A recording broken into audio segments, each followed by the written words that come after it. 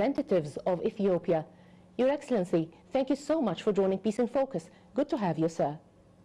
Thank you for giving me this opportunity to interview by your television.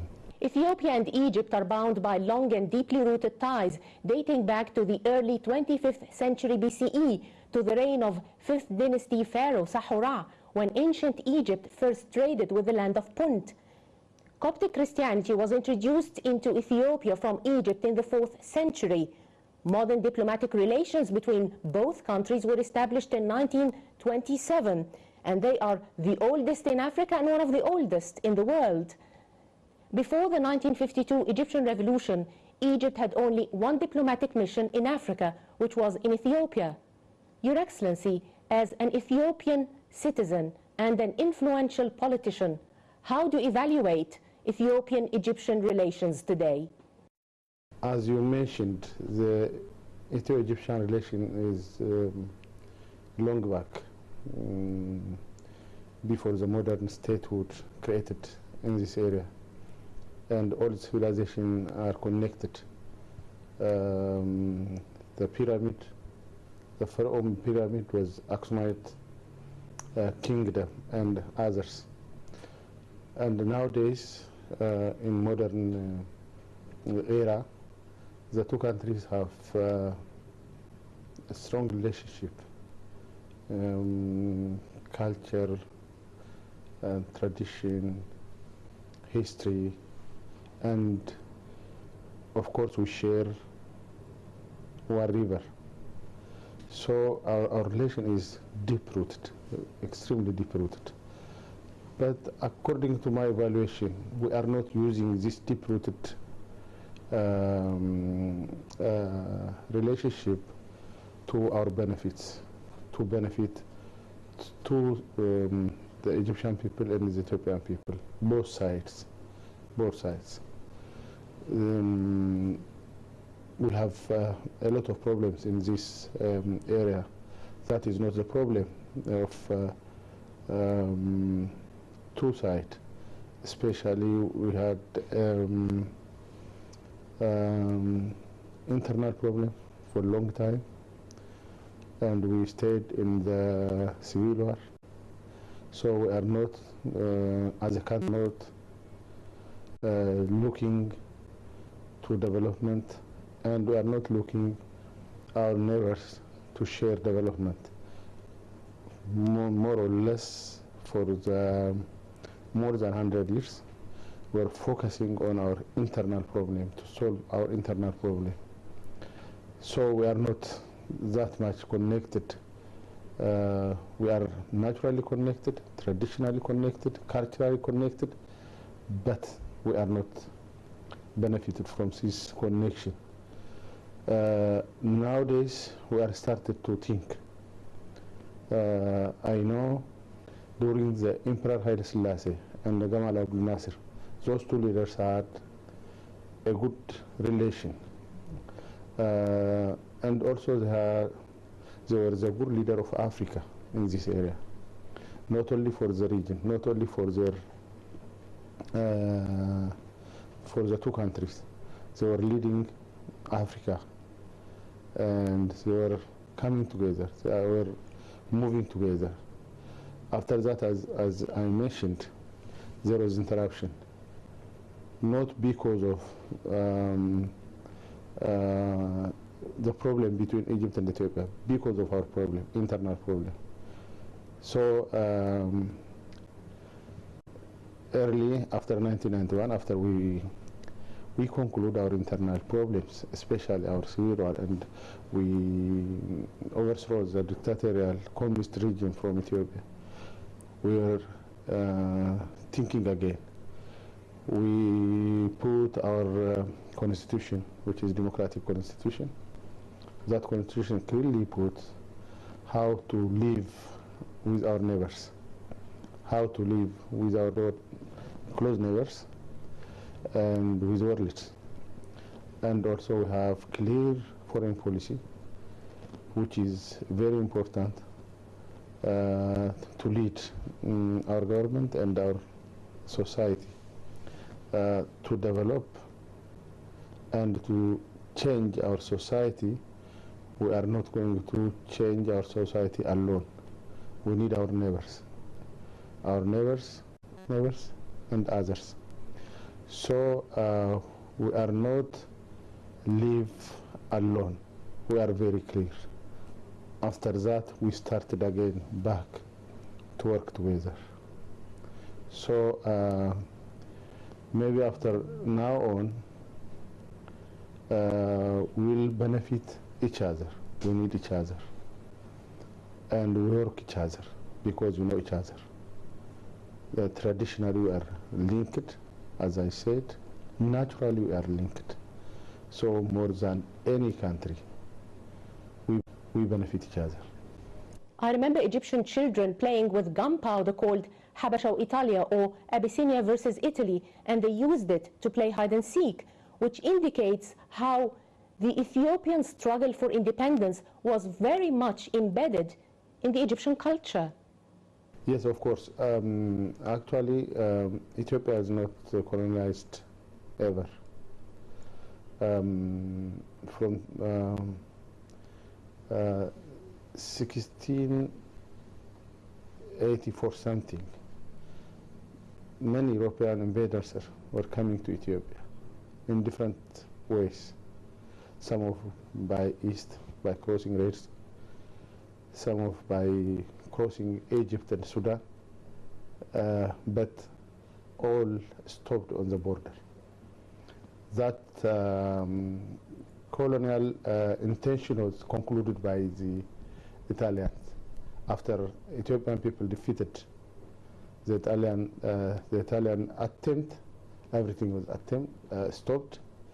We stayed with proud. Actually, when we are stayed with proud, we are not alone. We had our African brothers which supporting our movement, our struggle against colonialism. Was Egypt part of it? Yes, of course, yes, because when we were fighting Italians, especially the fascist Italians, around 1930 something, the Britain was on Second World War. Britons were helping us at that time for the last. They were here through Sudan, and they enter Ethiopia with our forces from the west. So, I mean, Egyptians were our supporters, including Sudan and others. Ethiopia has always feared the dominance of a single Islamist group, namely the Muslim Brotherhood, over Egyptian politics. Do you think that the current atmosphere is more conducive to strengthening relations between Ethiopia and Egypt? Yes. Ethiopia have especially two religions are living by harmony for thousands of years, Christianity and the Muslim. We host Christianity after Jerusalem, and also we host... In the 7th century, the Muslims fled persecution from Mecca. Yes. And they went to Ethiopia. Yes, and so we are working on the harmony of the religion existence in our country. Religion is out of government, and they are operating. But my question is, you were not actually comfortable with the existence of the Muslim Brotherhood in Egypt, dominating Egyptian politics, right? That is the issue of the Egyptian people. From our side, we leave this issue for our Egyptian brothers. But from our side, from our view, we don't support any extremism, rather even the political extreme or the Christian or the Muslim. We need democratic Egypt. You were former Minister of National Defense of Ethiopia and former Chief of Intelligence. The Ethiopian government has earned praise in the West for promoting religious diversity at home, while also battling Islamist extremism in the region. So Ethiopia is also involved. Yeah, involved, yeah. We are not involved in Somalia to manage the difference of the religion. We involved in Somalia to manage the terrorist activity which is cultivated in that area. Which is related to Islamist extremism. Yeah, no, actually it is not a religion case. Any is not from my understanding. Islamism is not created. Islam not create terrorism, because there is nothing on Quran to be a terrorist. Islam is a religion of peace. That I'm not Muslim, but I know in my country, I grew up in Muslim community, and I know some of the Quran. I don't know like Bible. There is no any terrorist intention on Quran. So Islam is not the source of terrorism. Not at all. Islam is not the source of terrorism in Somalia or Iran or somewhere. It is a political intention. It's an instrument. So we have to clarify the terrorism and the religion. So from my experience, we are very clear. We treat terrorism in Somalia, elsewhere. We fight, but we are not fighting. We are not suspecting Muslim for one day, second, because Muslim is not the source of terrorism. You headed an Ethiopian public diplomacy delegation comprising 66 members that visited Egypt in December 2014.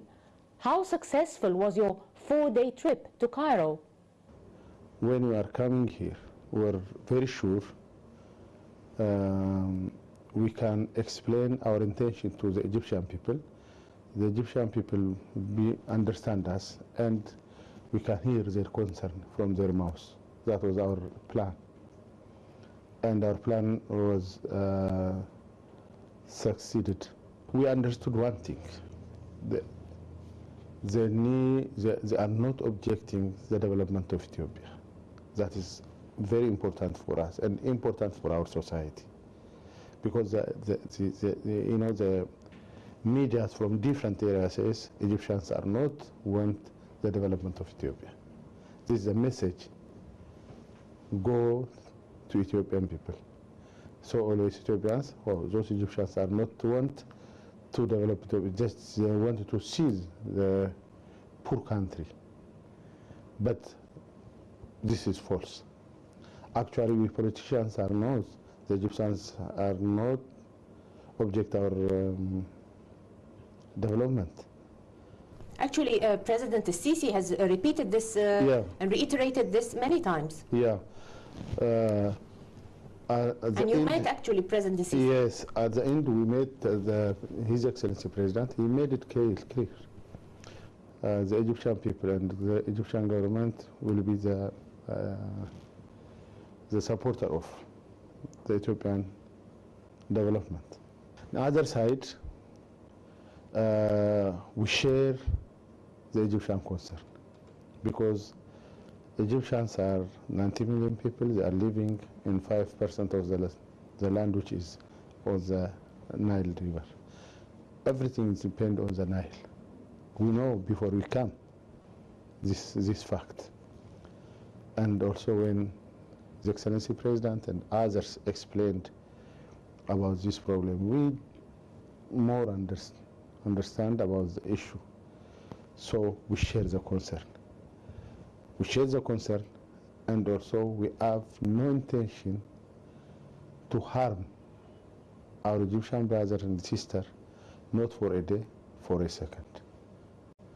The Ethiopian delegation that you led included 66 popular figures from all walks of Ethiopian life. How did this disparity help in the talks and dialogue between the Ethiopians and Egyptians? Yes, because, if you want to make it small, maybe we'll bring from the government. The government is already engaged on the talk, on the discussion and negotiation. But we have to come out from this sector, and we bring all sector of the society, including the parties out of the government. So to talk. And through our discussion, everybody is explained, and he says his view, and is interviewed by a lot of newspaper and so on and so. Will the visit of the Ethiopian public diplomacy delegation to Cairo help in shaping the agenda of the Ethiopian parliament? How much impact will the visit of the Ethiopian public diplomacy delegation have on the Ethiopian government? And I'm addressing you now not just as parliament, also as former Minister of National Defense of Ethiopia and former Chief of Intelligence. Of course, yes. First of all, we need confidence from Egyptian side. If there is a confidence, building trust. Building trust, yeah. Building trust. If we build trust, the Egyptians are build trust on Ethiopians, it will be good to open discussion between two governments and two peoples. If there is unfair things, you don't hear any third party, you can come together as a brothers, you can discuss, please, this is not. You can agree on the good side for both. That came from the trust. I wanted to tell you one thing, what the Pope said. Coptic Orthodox Pope Tawadros II. Yes, on his gift, he prepared a lot of gifts for every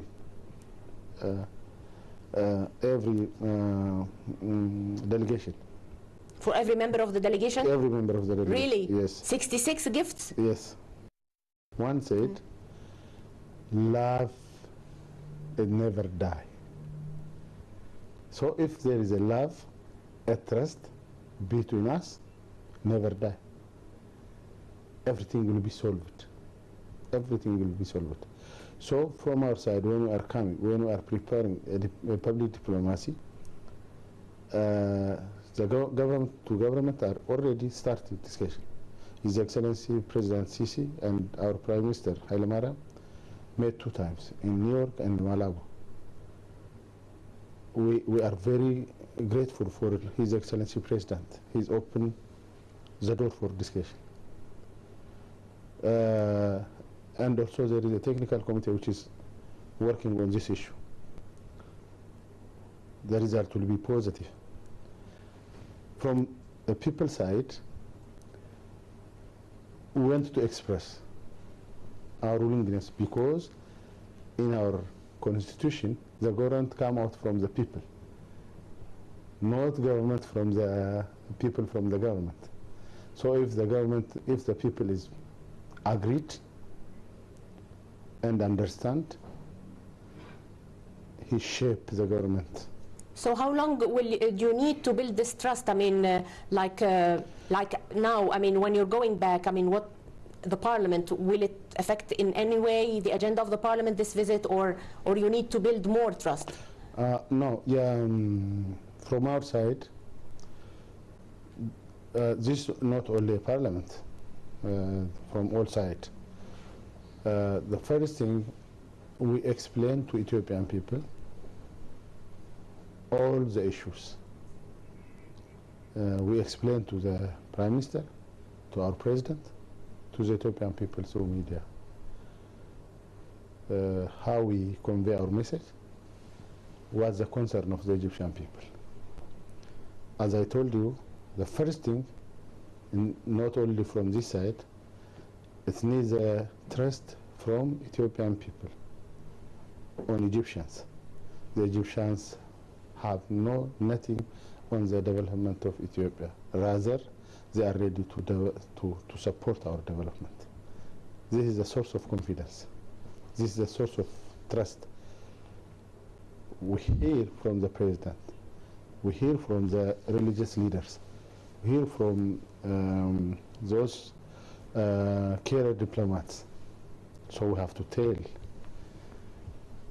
This is a source of trust and confidence. Again, we tell to the Ethiopian people the concern of the Egyptians. We know this is spoken by our Prime Minister, the late Prime Minister and the current Prime Minister so many times. But we are here, we hear from the mouth of the horse. So we go in details. So this is, I think this mission, this delegation, and the report we give to the Ethiopian people and our leaders will take the issue forward. An African quote says, "You think the worm is dancing, but that is merely the way it walks. You think Sango is fighting you, but that is merely the way he is." And this brings me to my question about the role of the media. Your Excellency, it's no secret that there are media outlets in Ethiopia, Egypt, and other Nile Basin countries too that disseminate inaccurate information and misperceptions and create the other as an enemy. How can this be dealt with while guaranteeing freedom of expression? Actually, you are correct. The many medias have intention to create violence, and some of the medias have no intention to tell to the people the good thing, always starting from the bad. And I think it is better to strengthen the Nile Basin media network, to have a common interest, a common stand, and to discuss together and to work for the people. Also, if there is not important thing to expose to the people, not to cover. So for me, it is very important to strengthen the Nile Basin media network. Already it is established. That establishment, for me, it is good. The intention of this Nile Basin media network is to promote peace, good relation between the Nile Basin peoples, countries. So this is You mean to activate it then, if it is already there? It is already there. Does it monitor media performance? It doesn't, right? No. Do you think we need a mechanism to monitor media performance? I think it is not useful to monitor. It is important to have such kind of common understanding on common interest. If we have common understanding on common interest, we don't need to monitor. You can, I have a trust on you, on Egyptian television and the print media, and you have a confidence on Ethiopian media.